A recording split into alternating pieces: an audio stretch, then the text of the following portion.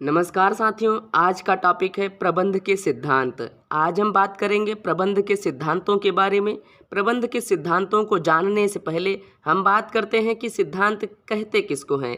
ठीक है, तो पहले हम सिद्धांत को देखते हैं। तो चलिए देखते हैं।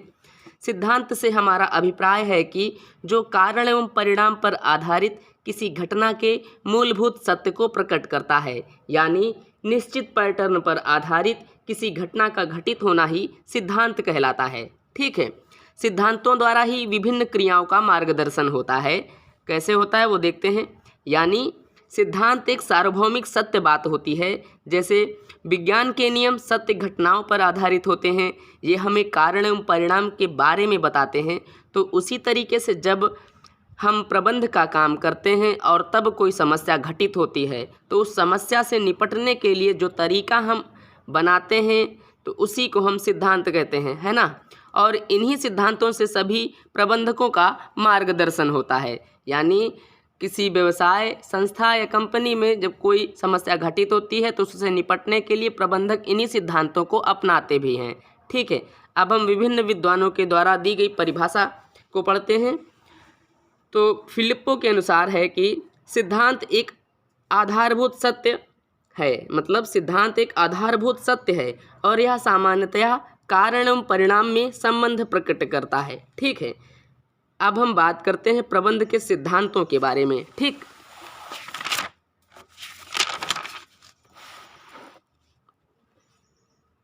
तो प्रबंध के सिद्धांतों का अर्थ है कि प्रबंध के सिद्धांत मूलभूत सत्य के विवरण होते हैं जो प्रबंधकीय कार्य को करने और निर्णय लेने के लिए दिशा निर्देशों के रूप में कार्य करते हैं, है ना। और प्रबंधक उन्हें लागू करते हैं। ठीक है, जैसे प्रबंधक किसी संस्था या कंपनी में अगर कोई कार्य कर रहा है, उसमें अगर उसको निर्णय लेने की ज़रूरत है तो वह इन्हीं प्रबंधकीय सिद्धांतों के दिशा मार्गदर्शन में वह निर्णय लेता है उस कार्य को करने के लिए। ठीक है, प्रबंध के सिद्धांत की परिभाषा ओ'डोनेल के अनुसार, ठीक, प्रबंधकीय सिद्धांत सामान्य मान्यता के आधारभूत सत्य हैं। ठीक है, प्रबंधकीय सिद्धांत सामान्य मान्यता के आधारभूत सत्य हैं जो प्रबंधकीय कार्यों के परिणाम की भविष्यवाणी करने की उपयोगिता रखते हैं। ठीक, आज के लिए इतना ही। धन्यवाद। अब हम प्रबंध के सिद्धांत और शुद्ध विज्ञान के सिद्धांत पर एक साथ दृष्टि डालते हैं और प्रबंध के सिद्धांतों को और गहराई से समझने का प्रयास करते हैं। ठीक है, पहला पॉइंट है प्रबंध के सिद्धांत अधिक लोचशील होते हैं जबकि शुद्ध विज्ञान के सिद्धांत अटल होते हैं।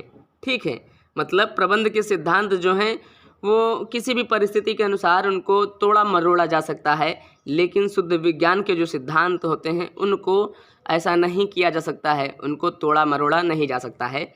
पॉइंट नंबर 2, प्रबंध के सिद्धांत अधिक सृजनात्मकता के साथ लागू होते हैं क्योंकि ये सिद्धांत मनुष्यों के व्यवहार को प्रभावित करते हैं। ठीक है, जबकि वैज्ञानिक सिद्धांत निश्चित और स्थिर ढंग से लागू होते हैं, ये अटल होते हैं। यानी वैज्ञानिक सिद्धांत जो होते हैं वो अटल होते हैं, है ना, वो जैसे हैं वैसे ही लागू होंगे और वैसे ही काम करेंगे। जबकि इसमें क्या होता है, यानी प्रबंध के सिद्धांतों में मनुष्य अपनी क्रिएटिविटी के आधार पर उनमें परिवर्तन भी कर सकता है। ठीक है, तीसरा पॉइंट है प्रबंधकीय सिद्धांत व्यावसायिक वातावरण की परिवर्तनशील आवश्यकता के साथ परिवर्तित होते हैं, है ना। मतलब प्रबंधकीय सिद्धांत व्यावसायिक वातावरण की परिवर्तनशील आवश्यकता के साथ परिवर्तित होते हैं, जबकि वैज्ञानिक सिद्धांत समय के साथ परिवर्तित नहीं होते हैं, वे वैसे के वैसे ही रहते हैं। ठीक है, इस प्रकार हमने जाना कि प्रबंध के सिद्धांतों में हम परिस्थिति के हिसाब से परिवर्तन कर सकते हैं, जबकि शुद्ध विज्ञान के सिद्धांतों में ऐसा नहीं होता है। ठीक है, अब हम बात करते हैं प्रबंध की सिद्धांत और प्रबंधकीय तकनीकों के बारे में और दोनों में होने वाले अंतर को समझते हैं। ठीक है, पहला पॉइंट है प्रबंधकीय सिद्धांत केवल प्रबंधकीय कार्यों के लिए ही बने होते हैं।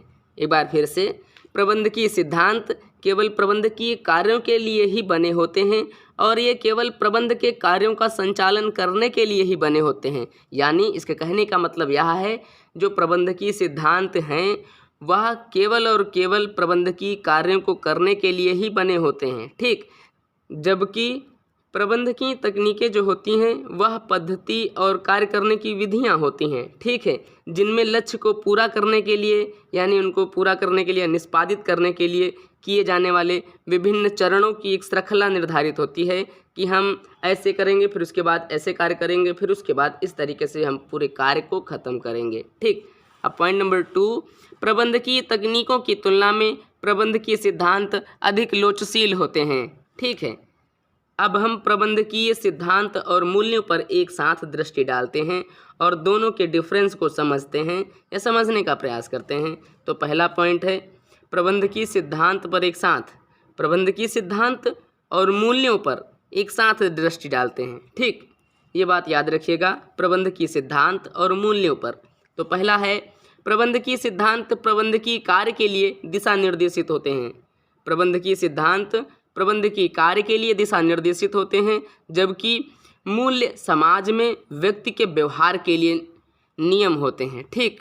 मूल्य जो है समाज में व्यक्ति के व्यवहार के लिए नियम होते हैं। दूसरा, प्रबंधकीय सिद्धांत की प्रकृति तकनीकी होती है, जबकि मूल्यों की प्रकृति नैतिक होती है, ठीक है। तीसरा पॉइंट, प्रबंधकीय सिद्धांत समाज के मूल्यों और नैतिकता को पूरा करने पर बल देते हैं, ठीक है। आज के लिए इतना ही, धन्यवाद।